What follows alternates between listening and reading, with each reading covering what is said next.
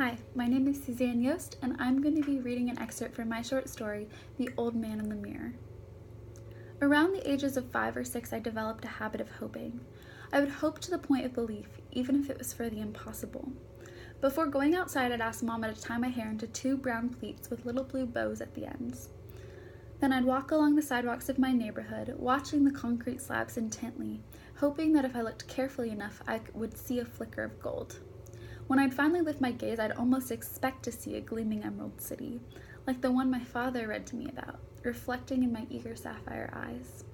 For a brief moment, I'd actually see it, a blissful, magical Oz, before reality would rub its way back into view and I'd blink and be left staring at a brown brick home with dozens of lookalikes populating the lane. Tonight I'm walking too. Mama's terrier is strewn out before me on a leash, belly almost brushing the ground. I'm watching my boot-clad feet smack the pavement in their metronomic beat.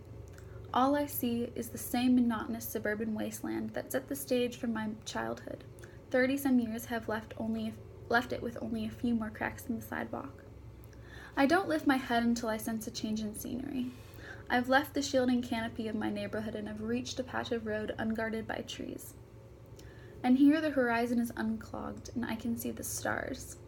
I live close enough to Milwaukee that the light pollutes the farther reaches of the night sky, but there are always some constellations I can see, like Orion's belt and one of the dippers, I'm never sure which. Craning my neck, I admire the ghosts in the sky, the remnants of the bright stars that died closer to the beginning of time than the end of it, their light reaching me only now. I want to find comfort in those stars, in their familiarity, in the assurance that the same sky is looking down on my father. But tonight, I'm left cold at their sight. My heart is not warmed by those balls of blue and orange gas light years away. My cell phone buzzes in my pocket, and I reach for it. It's illuminated by a number I can't ignore, and my heart starts to flutter back to life, pounding, frantic life. I deglove and swipe to answer while my feet don't miss a beat. Hi, is this Miss Lucy Piper? I'm affirmed by the man's voice I knew I'd hear. Davis from Meadow Hill Assisted Elderly Living asks how I'm doing tonight. I skip pleasantries and ask, is everything okay? I think he hears my panic. It's late to be getting this call. Yes, your mother is doing all right at the moment. She's been having some trouble with short-term memory, but she keeps asking about your father. I cut him off, asking what he needs from me.